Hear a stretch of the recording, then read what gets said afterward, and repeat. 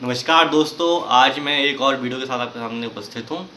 आज मेरा टॉपिक वही है कि एसएससी सीजीएल की तैयारी कैसे करें। तो दोस्तों, आज मैं आपको बताऊंगा कि किस तरीके से हमारी अप्रोच होनी चाहिए इस एग्ज़ाम को क्लियर करने के लिए।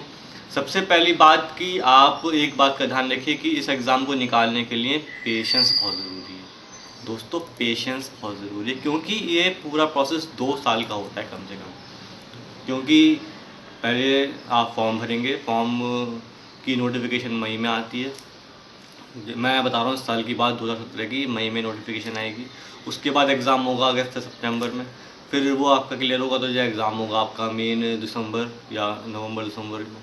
उसके बाद फिर वो क्लियर होगा तो आपका एग्ज़ाम होगा फिर टायर 3 जो होगा फरवरी या मार्च में। उसके बाद फिर टेस्ट है, सीपीटी है, फिर कहीं जाके रिजल्ट आएगा। तो दोस्तों, आप मान के चलिए कि देखिए एक जॉइनिंग इंस्पेक्टर की जॉइनिंग के लिए आपको 2 साल तक वेट करना पड़ता है। तो कभी कभी बच्चे इतना लंबा टाइम सोच कर घबरा जाते हैं कि देखिए मैं क्या इतना लंबा टाइम वेट करूँगा।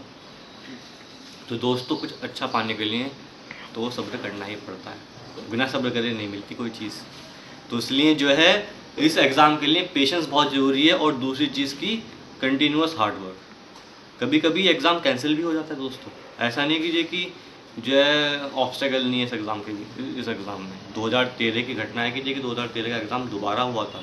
कुछ चीटिंग हुई थी एग्ज़ाम में या अनफेयरनेस की वजह से ये एग्ज़ाम दोबारा हुआ। तो जो है उन बच्चों को तो 3 साल वेस्ट हो गए थे। 3 साल वो उस एग्ज़ाम में लगे रहे थे। तो अगर वो बीच में अपना सब्र तोड़ देते, सब्र का बांध टूट जाता उनका, या मेहनत करनी छोड़ देते, क्या वो आज सफल हो पाते उस एग्ज़ाम में?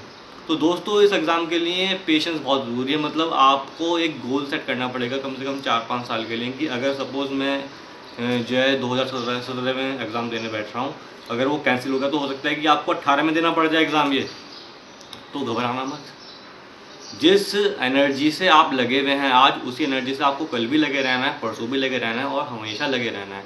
तो दोस्तों, क्योंकि सपोज़ अगर ये एग्ज़ाम नहीं निकला कोई बात नहीं, और एग्ज़ाम बहुत सारे हैं, वो निकाल लेंगे आप।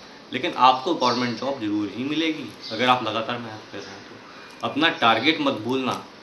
मैं समझ सकता हूँ कि देखिए बहुत से मेरे दोस्त ऐसे भी होंगे कि जिनकी फैमिली कंडीशन अलाउ नहीं करती होगी कि जो 4 साल या 5 साल वो इन्वेस्ट करें इस एग्ज़ाम के लिए, केवल पढ़ाई करते रहें या घर बैठ के।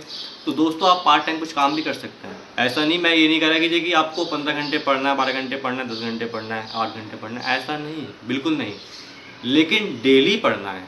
अपना टारगेट सेट करिए, जितना भी आप टाइम निकाल सकते हैं पढ़ाई के लिए, 2 घंटे, 3 घंटे, 4 घंटे, 1 घंटा, जो भी आप टाइम निकाल सकते हैं वो टाइम निकालिए। तो उस टाइम आपको पढ़ाई करनी है। अपना आप टाइम शेड्यूल बांट दीजिए कि देखिए हाँ, मतलब जैसे आप अपने जॉब पर जा रहे हैं, रास्ते में आप जो है इंग्लिश के क्विज़ लगा सकते हैं, क्वेश्चन लगा सकते हैं, या फिर जो है अपना शीट्स निकाल ली, उनको रिवाइज करते हुए जा सकते हैं रास्ते में। मैथ्स के लिए आप घर का टाइम रखिए कि देखिए रात में 2 घंटे मुझे मैथ्स लगानी है। रीजनिंग जो है वीकेंड पे रखिए या फिर जो संडे में रखिए, रीजनिंग लगानी है मुझे। ऐसी जो भी आपके टॉपिक्स ऐसे हैं जिसमें आप को लगता है कि देखिए मैं वीक हूँ, वो वीक टॉपिक्स आप जो है ना वीकेंड के लिए रखिए या फिर छुट्टी वाले दिन रखिए। बाकी दिन के लिए आप जो आपने पढ़ाई करी है दोस्तों जो है वीकेंड पर, उसको रिवीजन, क्योंकि इस एग्ज़ाम में सिलेबस बहुत बड़ा नहीं है, सिलेबस बहुत छोटा सा। क्योंकि मैथ्स है, रीजनिंग है, इंग्लिश है, जीके है, सब जानते हैं, ठीक है ना। मतलब जो है जीके भी हमें मतलब जो है ऐसा नहीं कीजिए कि जो है कोई कॉन्सेप्ट है उसका सब याद करने वाली चीज़ें हैं, ठीक है ना। ऐसी इंग्लिश की बात है कि प्रैक्टिस मांगती है इंग्लिश भी, रीजनिंग भी आप समझिए एक बार चीज़ को। तो ऐसा नहीं कीजिए कि क्वेश्चन बार बार चेंज हो रहे हैं उसके। Practice practice practice practice, more practice, you will clear this exam.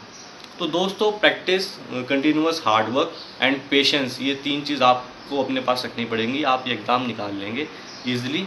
अब मैं आपको बताता हूँ कि देखिए जैसे जो हर टाइप के बच्चे बैठते हैं इस एग्ज़ाम में आजकल, तो जैसे आर्ट्स बैकग्राउंड के भी हैं, साइंस बैकग्राउंड के भी हैं, कॉमर्स बैकग्राउंड के भी हैं, और टेक्नोलॉजी बैकग्राउंड के भी हैं, मतलब बीटेक। तो दोस्तों, सबका जो माइंड लेवल है वो एक जैसा तो होता नहीं है। जो आर्ट्स बैकग्राउंड के उनकी मैथ्स स्ट्रॉन्ग नहीं होगी, साइंस स्ट्रॉन्ग नहीं होगी। जो साइंस बैकग्राउंड के उनकी साइंस स्ट्रॉन्ग होगी, मैथ्स स्ट्रॉन्ग होगी, ठीक है ना। बट ये जीएस या जीके स्ट्रॉन्ग नहीं होगी उनकी। ऐसे ही जो कॉमर्स बैकग्राउंड के हैं उनकी मैथ्स अच्छी हो सकती है, साइंस अच्छी नहीं हो सकती। और जो टेक्नोलॉजी ग्राउंड के उनकी मैथ्स अच्छी हो सकती है, साइंस अच्छी हो सकती है। तो दोस्तों, माना जो बीटेक वाले बच्चे हैं वो हमेशा आपसे आगे ही रहेंगे, ठीक है ना। अगर आपको उनसे कम्पीट करना है तो आप माइंड में ये सोच लीजिए कि देखिए आपको उनसे ज़्यादा पढ़ना है। और दोस्तों ये बात ध्यान रखना कि जो बीटेक वाले बच्चे होते हैं वो लापरवाह भी बहुत होते हैं। ऐसा नहीं है कि देखिए वो लापरवाह नहीं है, आपके पास एक प्लस क्वालिटी क्या है कि देखिए आप लापरवाह नहीं हैं। जो आर्ट्स बैकग्राउंड के या साइंस बैकग्राउंड के या कॉमर्स बैकग्राउंड के मुझे सुन रहे हैं, मैं उनके लिए कहना चाह रहा हूँ कि देखिए आप बीटेक वालों से कहीं ज़्यादा अच्छे हैं। क्यों? क्योंकि बीटेक वाले लापरवाह होते हैं। 4 साल में वो इतने लापरवाह बन चुके होते हैं कि देखिए उन्हें बस जो है एग्ज़ाम से 10 दिन पहले 20 दिन पहले पढ़ने की होती आदत है। दोस्तों एग्ज़ाम 10 दिन पहले 20 दिन पहले पढ़ने से नहीं निकलता, वो उनका ही निकलता है जो एक्स्ट्रा ऑर्डिनरी बच्चे होते हैं।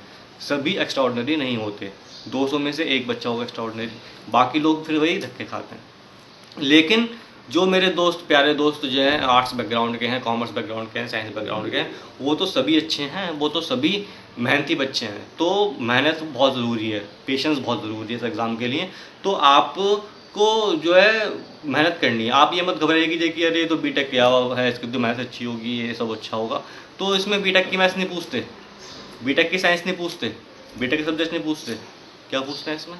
इसमें सिंपल प्योर 10th क्लास तक की इंग्लिश, 10th क्लास तक की मैथ्स और रीजनिंग जो कि सबके लिए कॉमन है, और जीके वो सब जानते हैं कि ये कौन सी आनी है। तो मैथ्स और इंग्लिश जो है वो जो है मेरे दोस्तों केवल 10th क्लास तक की आती है। 10th क्लास तो आपने भी पास करी है, तो घबराने वाली क्या बात है। आप बीटेक वाले बच्चों से कोई पीछे नहीं है, आपको उनके लेवल को मैच करना है। केवल आपको उनसे ज़्यादा मेहनत करनी है, उनसे ज़्यादा पढ़ाई करनी है, जो आप कर सकते हैं। आपको पता है कैसे मेहनत करते हैं। बीटेक वाले बच्चे तो जो है आप क्या समझ रहे हैं, वो तो लापरवाह रहते हैं, मतलब जो है इधर गए उधर गए, अपना जो है टाइम पास किया। बट जो है आपके पास क्या है कि देखिए आपके पास मेहनत है अपनी, आपके पास फोकस्ड माइंड है कि देखिए, क्योंकि आपको पता है कि देखिए मेरे पास आगे कोई फ्यूचर नहीं है, ठीक है ना। क्योंकि जो है दोस्तों मेरे आर्ट्स बैकग्राउंड या साइंस या कॉमर्स बैकग्राउंड के लिए जॉब इतनी है नहीं मार्केट में। जॉब है तो कितने की, 5,000 की, 10,000 की, 15,000 की। तो आपके पास तो एक ज़रिया अच्छी जॉब पाने का यही है कि देखिए मैं कोई गवर्नमेंट एग्ज़ाम निकाल के अच्छी पोस्ट पे चला जाऊँ। तो दोस्तों घबराइए मत, अपना पूरे मन से इस एग्ज़ाम में जुट जाइए और ध्यान रखिए कि देखिए पेशेंस के साथ, हार्ड वर्क के साथ और कंटिन्यूटी के साथ आप इस एग्ज़ाम को दीजिए, आप ज़रूर सफल होंगे। धन्यवाद दोस्तों।